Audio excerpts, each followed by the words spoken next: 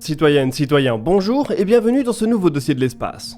En juillet dernier, nous avons animé une table ronde à l'occasion du C-Space à Tarbes. Il y avait autour de la table des gens du CNES, des chercheurs et même un astronaute réserviste. Au moment d'aborder les questions environnementales, j'ai évoqué le syndrome de Kessler, ce qui m'a valu une réponse surprenante de la part d'un des experts du CNES. Est-ce que vous craignez vraiment du coup ce qu'on appelle le syndrome de Kessler, donc une collision qui entraînerait d'autres collisions et que l'humanité serait bloquée sur Terre à cause d'une saturation de l'orbite basse? Est-ce que c'est vraiment un scénario qui est plausible ou c'est toujours le scénario catastrophe pour faire peur?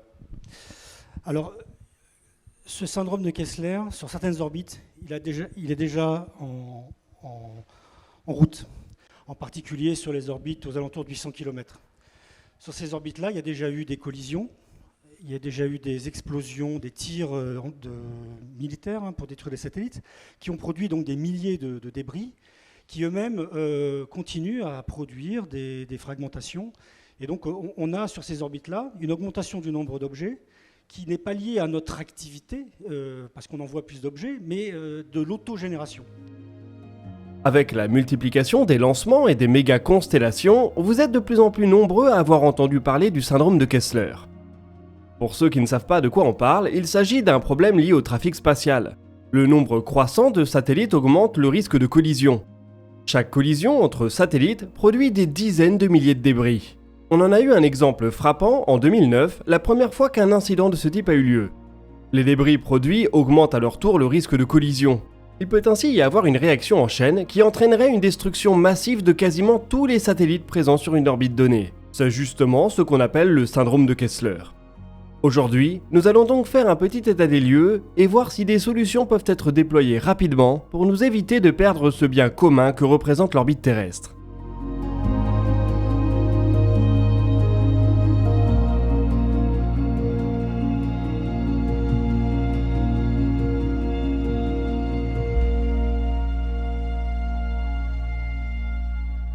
La crainte d'un syndrome de Kessler n'est pas nouvelle. Le risque a reçu son nom en 1978 et les tests d'armes anti-satellites de ces 20 dernières années ont régulièrement ramené le sujet sur la table. Il y a pourtant un paramètre qui est en train de changer de façon impressionnante et qui rend le syndrome de Kessler d'autant plus palpable, le rythme de lancement des satellites. En 1978, lorsque Donald Kessler s'est interrogé sur le risque d'une réaction en chaîne, moins de 200 satellites décollaient chaque année. Très récemment, et comme illustré sur ce graphique, on a complètement changé d'ordre de grandeur. Les satellites se lancent dorénavant par milliers chaque année. 2023 promet d'être un record absolu. On sera probablement à plus de 3000 objets lancés dans l'espace en 12 mois. La faute bien entendu à Starlink et aux autres méga-constellations qui montent en puissance. Il ne faut pas s'attendre à un ralentissement. SpaceX a communiqué son ambition de monter sa constellation à plus de 40 000 satellites. Kuiper, IRIS² et les projets chinois vont eux aussi monter en puissance dans les années qui viennent. Il ne serait pas étonnant que l'Inde choisisse un jour d'en faire de même. Cela pourrait éventuellement être gérable si toutes ces constellations pouvaient être bien espacées les unes des autres. Mais au contraire, presque toutes visent les mêmes orbites, à quelques centaines de kilomètres au-dessus de nos têtes.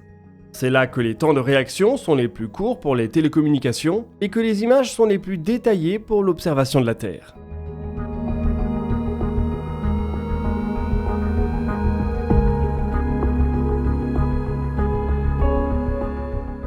Cette situation commence déjà à montrer ses limites. Depuis 2019 et le déploiement de la constellation Starlink, les satellites de SpaceX ont eu à réaliser 50 000 manœuvres d'évitement. La moitié d'entre elles ont eu lieu au cours des 6 derniers mois, et encore, ces chiffres ne sont pas tout frais, ils datent de juillet.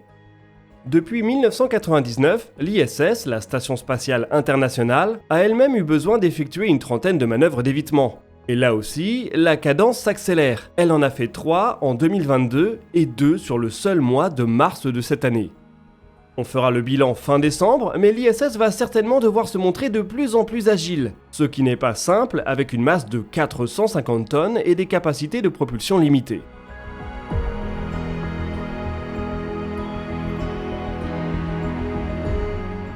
Un peu plus haut, en orbite moyenne, les choses ne sont pour le moment pas aussi compliquées, mais on observe également une dégradation. En mars 2021, un satellite Galileo a dû réaliser une manœuvre d'évitement pour la première fois de l'histoire de la constellation. Et même autour de la Lune, la même année, l'orbiteur indien de la mission Chandrayaan-2 et le LRO américain ont dû s'éviter lors d'un croisement en orbite polaire. Le risque de collision peut pour le moment être évité grâce à une bonne collaboration entre différents acteurs et une surveillance minutieuse de l'orbite. Seulement, on ne peut pas éviter tous les incidents. Que se passe-t-il lorsque deux satellites défectueux, ne disposant d'aucune réserve d'ergol, se croisent ? Ou lorsque des milliers de CubeSats, bien souvent dénués de moyens de propulsion, sont ajoutés au problème.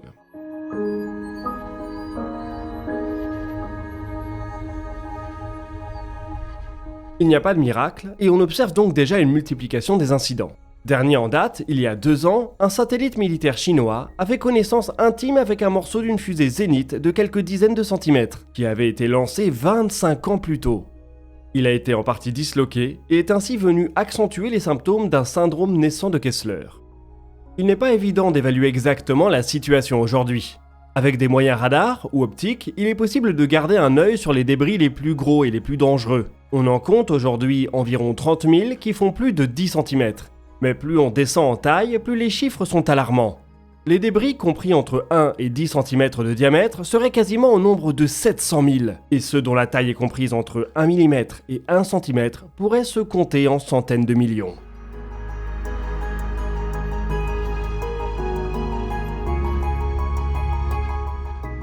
Ils sont certes petits, mais s'ils croisent la route d'un satellite ou d'une station avec une vitesse relative de plusieurs kilomètres par seconde, ils peuvent toujours générer des dégâts importants.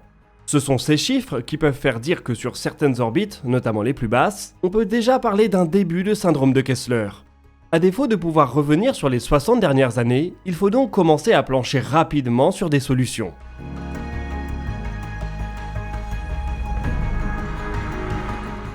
L'un des principaux défis liés aux débris orbitaux consiste aujourd'hui à les quantifier, les cataloguer et à suivre leur trajectoire, même lorsqu'ils sont tout petits. Fort heureusement, l'effort allant dans ce sens est croissant. L'année dernière, en France, Thales Alenia Space et l'Observatoire de la Côte d'Azur se sont par exemple associés pour mettre au point le télescope Good. Doté de sa propre coupole, il est entièrement dédié au suivi optique des débris orbitaux. Des moyens similaires se déploient actuellement partout dans le monde. L'observation dans le domaine optique permet une bien meilleure précision qu'au radar, et comme on voit de plus en plus régulièrement des objets spatiaux se frôler à quelques dizaines de mètres seulement, cette précision a son importance. Il est aussi de plus en plus question d'installer de tels dispositifs directement en orbite, au plus près du problème.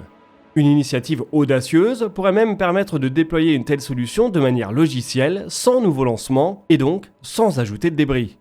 La solution pourrait ainsi venir des viseurs d'étoiles qui équipent de très nombreux satellites. Ces petits capteurs optiques sont utilisés pour positionner les engins spatiaux en analysant les étoiles visibles dans leur environnement et en les comparant à une base de données.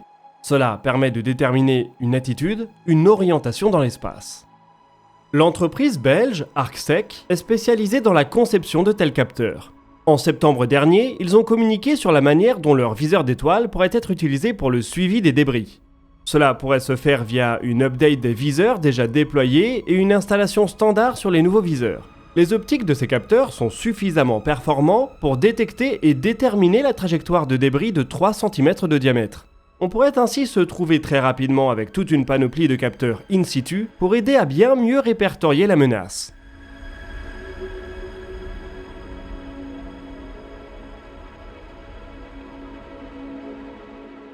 Bien entendu, il faut que tout le monde collabore. Si ArcSec, l'ESA ou un acteur chinois se rend compte d'un potentiel de collision mais ne communique pas l'information à la partie concernée, la détection ne sert à rien.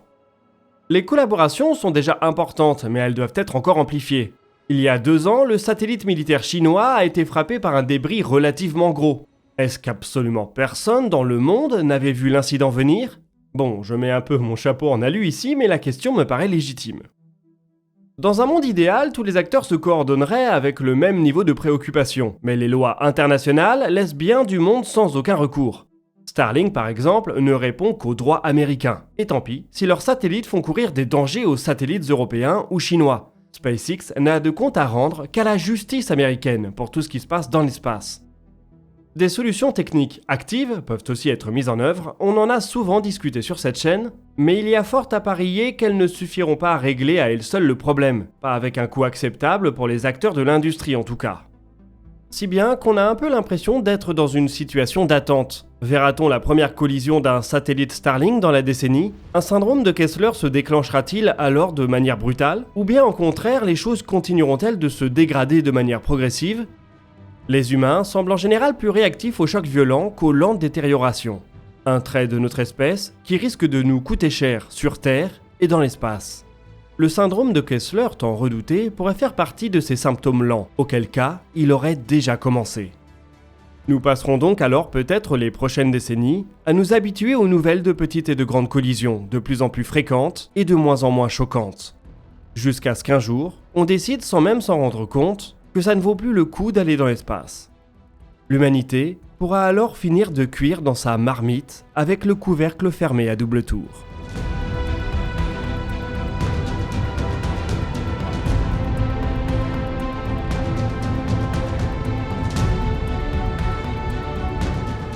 Nous voici en tout cas arrivés au bout de ce dossier de l'espace. N'hésitez pas à partager vos questions et vos remarques dans les commentaires. On y répondra dans la vidéo qui sortira ce dimanche à 17 h.